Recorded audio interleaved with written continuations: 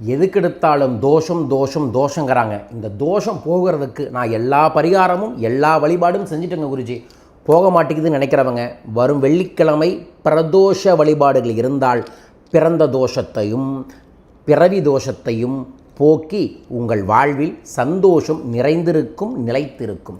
சுக்கர நாளில் வரக்கூடிய பிரதோஷத்தன்று யார் ஒருவர் மஞ்சளில் பிள்ளையாரையும் சிவலிங்கத்தின் வீட்டில் பிடித்து வைக்கின்றார்களோ அந்த வீட்டில் இருக்கக்கூடிய எப்பேற்பட்ட தோஷமும் நிவர்த்தி ஆகும்.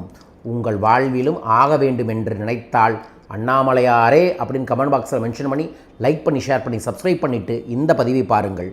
வரும் வெள்ளிக்கிழமை பெண்கள் தலைக்கு எண்ணெய் தேய்த்து முகத்திற்கும் உள்ளங்கை உள்ளங்காலுக்கும் மஞ்சள் தேய்த்து குளியுங்கள்.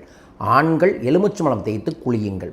காலை குளித்த உடனேயே வெட்ட வெளியில் வந்து சூரியனை பார்த்து ஓம் சிவ சிவ ஓம் 27 முறை சொல்லி, இன்று அண்ணாமலையாரை நோக்கி நான் விரதம் இருக்கின்றேன், என்னை நோக்கி அண்ணாமலையாரின் பார்வை விழட்டும், என் வாழ்வில் இருக்கக்கூடிய தோஷங்கள் விலகட்டும் என்று வேண்டிக்கங்க.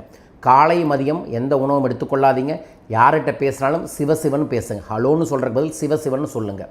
4 மணிலிருந்து 6 மணிக்குள்ளே குளிச்சுட்டு ஒரு வெற்றிலையை ஒரு தட்டில் வச்சு சிறுசா பிள்ளையாரும் சிறுசா சிவலிங்கமும் நந்தியையாவையும் பிடிச்சி வச்சுக்கிட்டு துளசியை சுற்றி அலங்காரம் பண்ணி பூக்களால் அலங்காரம் பண்ணி ஏதோ ஒரு இனிப்பு பாயாசத்தையோ பிரசாதத்தையோ சிவபகவானுக்கு வச்சுக்கிட்டு அதற்கு முன்னாடி உட்கார்ந்து நீங்கள் குங்குமத்தால் சிவலிங்கத்தை அர்ச்சனை செய்யுங்க.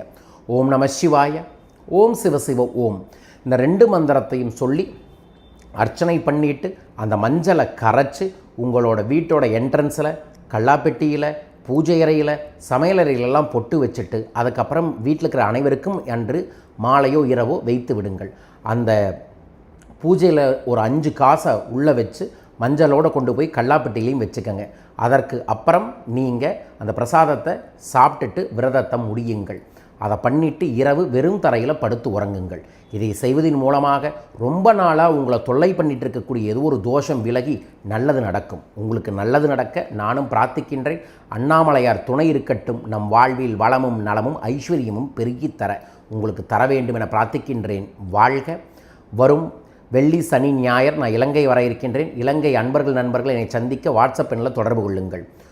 ஜூன் 21ஆம் தேதி பிஸ்னஸில் பெருசாக சக்ஸஸ் ஆகணும், ஆனால் இப்போ பிஸ்னஸில் பிரச்சனையாக இருக்குது, முன்னேற்றமே கிடைக்கல, வெற்றியே கிடைக்கல அப்படிங்கிறவங்க நான் நடத்தும் பிஸ்னஸ் மந்த்ரா பயிற்சி வகுப்பில் வந்து கலந்துக்கங்க. உங்கள் பிஸ்னஸ் தலையெழுத்தை மாற்ற முடியும். 50 நாளில் 100% முன்னேற்றத்தை பார்க்கணும்னு நினைக்கக்கூடிய பிஸ்னஸ் பீப்புள்ஸ் இந்த பயிற்சியில் வந்து கலந்து கொள்ளுங்கள். நல்லது நடக்கும். ஜூன் 28 பௌர்ணமியை முன்னிட்டு சிறப்பு யாத்திரை ஏற்பாடு பண்ணியிருக்கோம். ஒரு நாள் யாத்திரை, தனவரவு பெருக பணவரவு பெருக நவநிதிகள் பெருகக்கூடிய ஐஸ்வர்ய யாத்திரை சிறப்பு பூஜையோடு நடக்குது. உங்கள் பேரையும் இந்த நிகழ்வில் பதிவு செய்து கொள்ளலாம். தொலைபேசிகளை தொடர்பு கொள்ளுங்கள். மீண்டும் ஒரு அற்புத பதிவில் உங்களை சந்திக்கின்றேன். அதுவரைக்கும் உங்கள் வாழ்வில் எல்லா செல்வமும் பெருக வேண்டும் என பிரார்த்திக்கின்றேன். வாழ்க வையகம், வாழ்க பணமுடன். நன்றிகள் கோடி.